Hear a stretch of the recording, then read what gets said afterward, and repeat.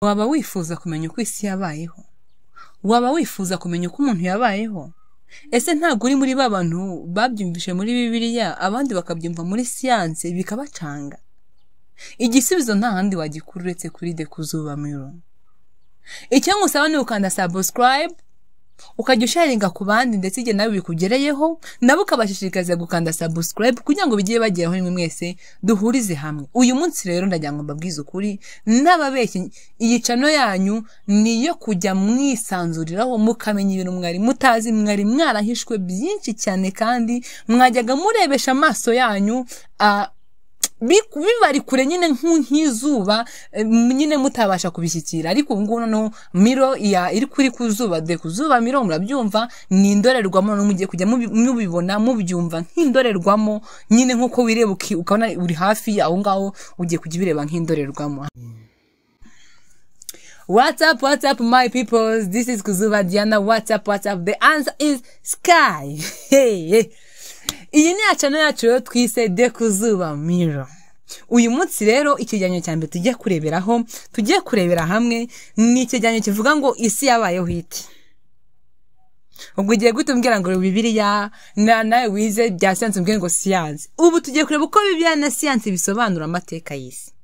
Igice cya mbere noneho tugiye kureba ukuri tubona muri Bibiliya. Bibiliya itangira n'amagambo akomeye agira ati: mu ntangiriro Imana yaremye ijuru n'isi. Ibyo tugiye kubireba noneho mu ntangiriro igice cya mbere umurongo wa mbere. Nkuko tubibona mu gitabo cy'itangiriro, nizere ko mwamaze kuhagera mbandi kwihuta manange. Nkuko tubibona mu gitabo cy'itangiriro, Imana niyo yaremye buri kintu cyose kiriho. Imana yaremye isi n'ijuru, urumuri, amazi, ubutaka, ibimera, inyamaswa n'abantu aribo twebwe. Ibi byose yabikoze mu minsi 6 maze ku munsi wa 7 iraruhuka. Dore uko byagenze rero. Nari Marisa sha. Gusa niko byagenze nyine niko tubibona muri Bibiliya. Umunsi wa mbere Imana yaremye urumuri, igabanya mucyo n'umwijima. Umunsi wa 2 nibwo yaremye ikirere cyangwa se atmosphere. Umunsi wa 3 Imana itandukanya ubutaka n'amazi, itera ibimera, yakoze akazi kenshi cyane. Umunsi wa 4 yaremye izuba, ukwezi n'inyenyeri. Umunsi wa 5 yaremye inyoni n'amafi. Umunsi wa 6 yaremye inyamaswa n'umuntu Adamu, nyuma kwikizaho n'uwitwa Eva. Umunsi wa 7 Imana yakoze agashya rero iraruhuka. Ariko nkuwambwira yiri biryamye, oh my god, murabizi nyine mabizi ngende umunani. Nkuko Bibiliya bivuga abantu bavutse bitandukanye n'ibindi biremwa kuko baremwe mu ishusho y'Imana, ibyo twakabaye twiza ngo image of God. Ibi byerekana ko turi abanyamwuka kandi dufite ishingiro. Igice cya 2 noneho tugiye kurebera ibisobanuro bya science. Aha no mwamutegereje. Science nayo igira uko ibisobanuro, ikoresha ubushakashatsi n'ibimenyetso byo mu isi. Abashakashatsi benshi bemera ko isi yavutse binyuze mu bintu bibiri bikomeye. Icya mbere nicyo twita Big Bang Theory cyangwa se teori ya Big Bang. Cyangwa se ikindi cya kabiri kaba ari evolution, ihindagurika ry'ibinyabuzima. Reka none duhere kuri Big Bang cyangwa se teori ya Big Bang turebe. Iyi teori ivuga ko kera cyane, hafi imyaka miliyari 13 ishize, ibintu byose byaturitse bikomeye cyane. Mbese aha babigeranya nko nk'iturika nyine ry'ikirere. Uko guturika byitwa Big Bang nyine, iryo turika ryabayeho siyanse ivuga nyine nibyo bita Big Bang. Byabaye ibicu bikomeye bya energy n'udukoko duto cyane twa chemical twaje kwiyegeranya nyine tukarimamo inyenyeri, ibicu ndetse n'isi. Aha bitangiye kubacanga. Nkuko abahanga babivuga, isi yaje kubyara ibinyabuzima nyuma y'igihe kirekire. Mu gihe Bibiliya ivuga ko nyine Imana yabikoze mu minsi 6, ibyo binyabuzima bikagenda bihinduka evolution nyine kugeza habaye inyamaswa ndetse n'umuntu.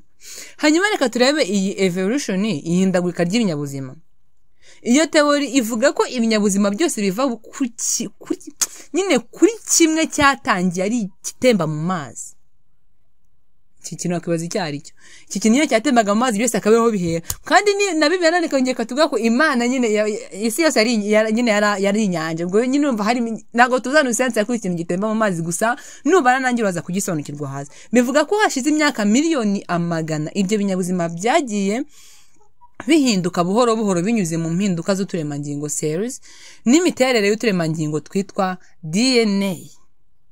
Igice cya 3 ubwo twatukwebera naho hamwe kuri buri ruhande. Ese Bibiliya bivuga iki, science nayo ikabivuga icyo, none reka tubihurize hamwe.